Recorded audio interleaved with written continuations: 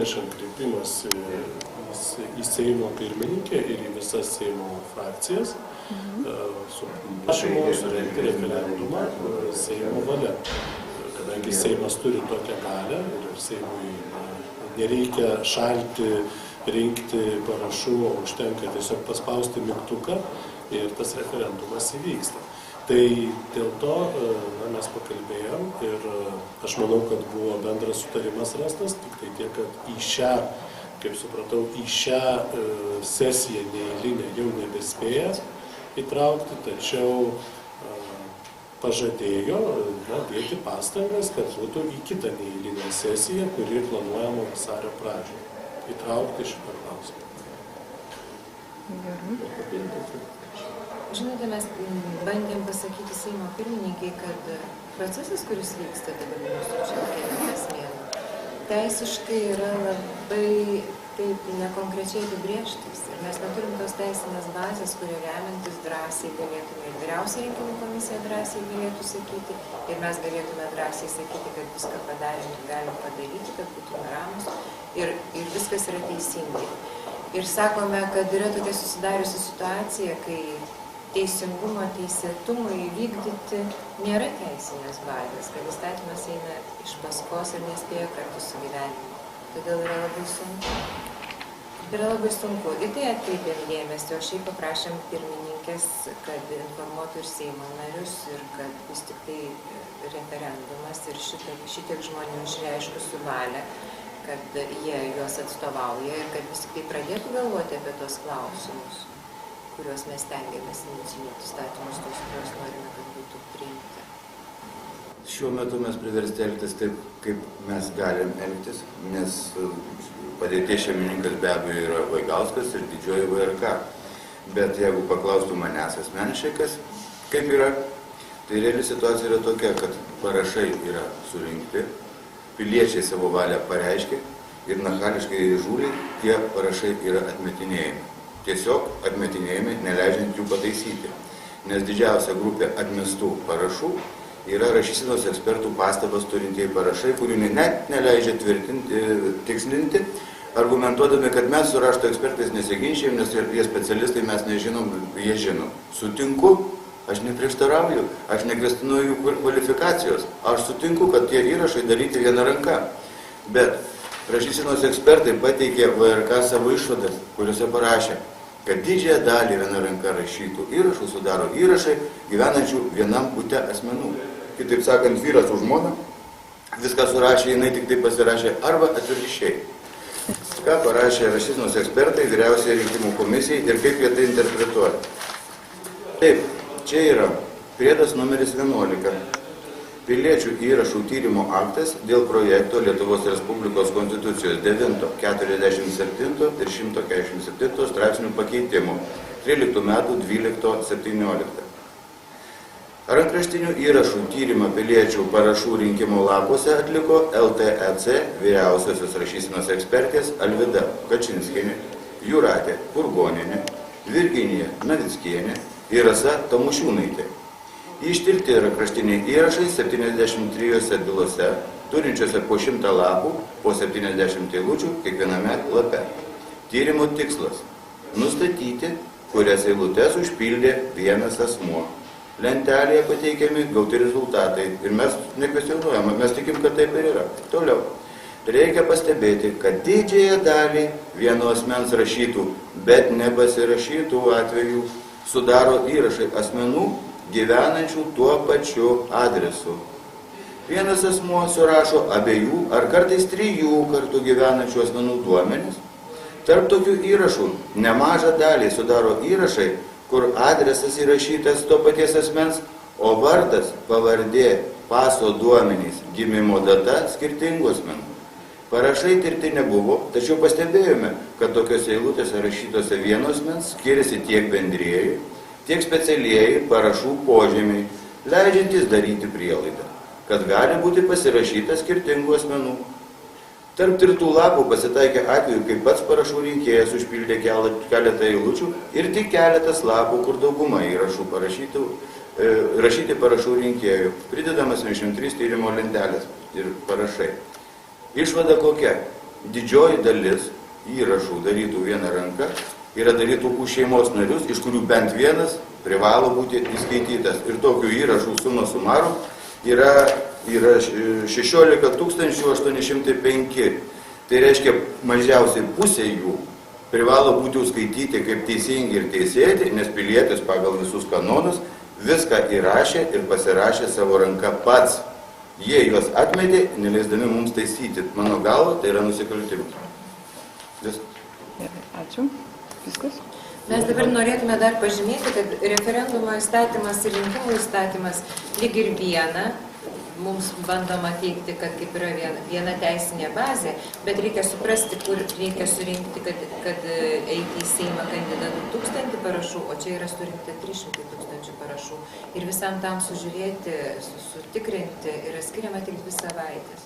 Tai yra visiškai nepanašus, netolygus dalykai ir mes šnekam, kad protingumo ir proporcingumo kriterijai sugretinant rinkimų ir referendumo įstatymus yra tikrai tokie abejotini ir visiškai jais vadovautis negalima. Ir apibendrinant, gal reikėtų pasakyti, kad iš esmės reikėtų peržiūrėti įstatymų leidėjams referendumo įstatymą. Jisai turi būti supaprastintas, tą piliečio valią išreikšti turi būti paprasčiau. Tiesiog, galbūt užtektų, kad parašas būtų identiškas parašų duomenų baziai. Dabar mes žinome, kad tuo metu, kai buvo kurtas referendumo įstatymas, nebuvo parašų duomenų bazės. Dabar kiekvienas mes turim parašą savo asmens tapatybės kortelį arba pase ir tas parašas yra nuskenuotas ir jisai prieinamas visoms valdžios institucijoms. Tai aš manau, kad tai yra daug paprasčiau dabar būtų galima parašyti tą referendumo įstatymo reikalavimus. Kitas dalykas, jeigu žiūrint į šitą mūsų dabar galiojantį referendumo įstatymą, tai turėtų būti vienas iš 2. Jeigu Vyriausioji rinkimų komisija nepripažįsta įrašo, vadinasi, tas įrašas yra suklastotas. Jeigu tas įrašas yra suklastotas, turėtų būti baudžiamoji byla už tai tam, kuris surinko. Taip kad, jeigu Vyriausioji rinkimų komisija nemano, kad čia yra suklastota, tai vadinasi ir nežada nieko paduoti teismą, vadinasi, tie parašai yra teisingi. Logiška. Logiška. Kas atsitiko? Labai ilga mūsų spaudos konferencija. Mes informavom, kokia dabar situacija yra su referendumu. Kaip žinot, mes atidavėm parašų rinkimo lapus elektroniniam pareigūnui referendumo iniciatyviniai grupiai. Tai tokių lapų yra 4114. Tai jų tas skaičius dar didinsis, nes mes turim dar ten parašus asmenų, kurie dokumentus yra sulaukę 18 metų pasirašymo dieną, tikslinami duomenys, bet kai kurie iš jų yra klaidingai nurodę asmens dokumento numerį, dėl to pataikant asmens, kuris yra būtent neturėjęs 18 metų. Nėra tokių daug, ten kažkur iki 70. Taip pat, tuos asmenys, kurie dėl neįgaliųjų, parašų, dar kažkiek tai gali būti, ir 5254 įrašus po, su duomenų sutikslinimu su gyventojų registro, kadangi to asmenų nurodyto dokumentų numeris atitinka to žmogaus išduotas dokumentas, gimimo datą, atitinka vardą, tai mes pripažįstam, kad ten kokių tai esminių trūkumų nėra ir tos įrašus vertėtų pripažinti. Pripažįstate, tuos 5000. Komisijos sprendimo formalaus nėra, bet darbo grupė yra linkusi skaityti, kad tos 5000 pripažinti. Iš tų 4000, kurie pas mus bus pristatyti, mes irgi turbūt pripažinsim, jeigu bus patikslinti ten esantis rinkėjo duomenys. Nepilnai tiksliai prašytas rinkėjo pavardė, gimimo data, kokius tai apsirinkimus, adresė ir taip toliau. Jūs sumažinote tą skaičių, kurį reikia? Mes tą skaičių, turime 7800, jiems reikalinga tik iki to skaičiaus dar rinkti, tai iš principo jau 5000 yra, ir dar 4000 bazė yra. Na, turim kai kurių įrašų, kuriuos mes galvojam patikslinti kaip ir neįmanoma. Ten yra vardo įrašyta, pavardė visiškai kito žmogaus. Galbūt mes su iniciatyviniai grupiai dar jie susipažinti su tas mūsų pagrindas įrašais. Dabar dar, kaip aš žinau, kai kurie iš jų ten dirbo, galbūt tas skaičius lapų vis padės. Tai jūs per šitą laikotarpį vis bendradarbiaujate. Aš turiu pasakyti, kad... Kaip įvardinti, ką jūs darote? Tai be jokios abejonės, vyriausioji rinkimų komisija palaiko blogus kontaktus su iniciatyvinės grupės nariais, kurie yra rinkę parašus. Mes juos sudarėm galimybę susipažinti su mūsų tikrinimo rezultatais, absoliučiai visais, kurie ten yra, reiškias, įrašai pripažinti netinkamais. Dėl įvairių priežasčių, kiek aš žinau, jie, reiškias, susitikrino tos duomenys. Taip pat iniciatyvinė grupė, reiškias, tos įrašus, kuriuos mes pripažinom turinčius teisminiais trūkumais, aprašė, kas ten yra parašų rinkimo lapas, vardas, pavardė, mes tai duomenys dokumento numeris, mes tai duomenys perdavėm gyventojų registro tarnybai, tai šito yra patikrinimo turim. Dar turim dalį įrašų, kurie jie pastebėjo, kad galbūt, reiškias, ne visai tiksliai mūsų tikslintojai, bet tai nedidelis skaičius. Yra jų naudas, būtų galima sudaryti, bet irgi mes pasakysim tos įrašus. Na ir dėl bendradarbiavimo su iniciatyvinė, tai galiu pasakyti, kad su didžiąja dalim iniciatyvinės grupės mes palaikėm. Nu, tikrai, reiškias, ir tokius normalius santykius. Dalis iniciatyvinės grupės narių, galbūt net ne iniciatyvinės grupės narių, tie, kurie mano, kad vertina jį parašų rinko, netikrina siejame to, kad ką net vyriausioji rinkimų komisija visais nebūtais priekais, įstatymų prieš iniciatyvinę grupę, prieš referendumą, griovimo, bet aš manau, kad tai yra turbūt tam tikros vidinės spalvos apraiška, norint to iniciatyviniai grupiai gauti lyderio pozicijas. Mes kariavom, vyriausioji rinkimų komisija, mes siekiam, reiškias, įtvirtinimo, o čia jūs, reiškias, ten tos parašus renkat ir taip toliau. Nu, čia aš pavardžių nenorėčiau minėti, reiškias, bet aš manau, kad čia kai kurios tos pavardės yra gana gerai žinomos, kaip tokių pastovių, reiškias, kovotojų prieš visus, reiškias. Ir čia šiuo atveju vyriausioji rinkimų komisija, tai žinoma, sukuria nemažai nepatogumų visi tie kaltinimai, ypač kad jie yra nepagrįsti, bet aš manyčiau, kad mums tenka su tokio dalė susitaikyti, kaip ir bet kurio tikrinta dalė, įrodyti, kad tie patikrinimo rezultatai yra objektyvūs, o turiu pasakyti, kad vyriausioji rinkimų komisija su parašų tikrinimu padaro tikrai darbą ir skaidrų, ta prasme, kad galima įvertinti kiekvieną įrašą, kiekvienas įrašas yra aprašytas elektroniniu byloje, nes papirinėse bylose tai būtų per daug didelės apimties dokumentai, įvertintos, reiškias, ir iniciatyvinė grupė su tais įvertinimus galės susipažinti. Tai sakykite, kada tiksliai jūs komisija spręs, kad 5000 parašų pripažinimo neklaidingais? Tai aš negaliu to tiksliai dabar pasakyti, reiškias, nes iš tikrųjų teisi, įstatymas dabar sako taip, kad reiškias, iniciatyviniai grupiai yra parašų tikslinimui dabar suteikta galimybė, tai reiškias, jie turi iki 21 sausio dienos, 21 dieną turėtų mums, reiškias, pateikti savo, reiškias, patikslintus visus duomenis, kaip matot, jau gyventojų registro duomenis ten, dokumentų numerį jau pateikti mums yra, gal dar pateiks daugiau. Mes su tikslinimą atlikom ir vyriausioji rinkimų komisija po to turi 15 dienų terminą patikrinti ir priimti sprendimą. Tai, man atrodo, pagal grafiką tai išeina vasario 6 diena, kurį tai. Mes tikimės iki tos dienos, reiškia, priimti visus sprendimus. Bet kuo remiantis iš pradžių tie sąrašai buvo vertinami neteisingais? Todėl, kad, reiškias, labai paprastai, tai nebuvo, reiškias, pavardžių. Pavardėse buvo, reiškias, visiškai neskaitomi parašytos. Aš galiu pasakyti, kad iniciatyvinė grupė irgi pati ne visus perskaitė pavardės, ne visus dokumentų numerius perskaitė ir ne visi tie įrašai yra įskaitomi. Tai yra, reiškias, tie įrašai, kuriuos mes įvertinom, ten buvo kitos klaidos, sakykime, ten nenurodytas pilnas adresas, arba netikslus adresas nurodytas tik tai, reiškias, miesto pavadinimas. Tai vat visi tie įrašai, kaip netitinkantis, pateko, reiškias, į tą įrašų tikslintinų sąrašą. Ir kada buvo tų įrašų pateikti, reiškias, papildomi duomenys, reiškia, mes patikrinam pagal gyventojų registro turimą ir mūsų turimą, reiškia, dokumentų numerį, tai nustatėm, kad, aš kaip jau minėjau, vardas to žmogaus atitinka registro numerį, gimimo data atitinka registro numerį ir, reiškia, daugelį atvejų mes gavom patikslintą adresą, jo neatiduodam nepilnai, reiškia, iniciatyviniai grupė, kadangi laikom, kad tų duomenų, kiek mes apie tą žmogų turim, sutapimas vardo pavardės, turėtų būti pakankamas pripažinta įrašo tinkamu. Bet iš pradžių buvo patys pripažinę. Iš pradžių buvo netinkamu labai paprastai pripažinę, kad tų žmonių nebuvo, reiškia, pilno adreso, nebuvo kitų duomenų, nebuvo, reiškia, įmanoma įskaityti jo dokumentų. Iniciatyvinė grupė dirbo pas mus nemažai laiko, na, tos trūkumus pašalinę, todėl mes galėjome pripažinti.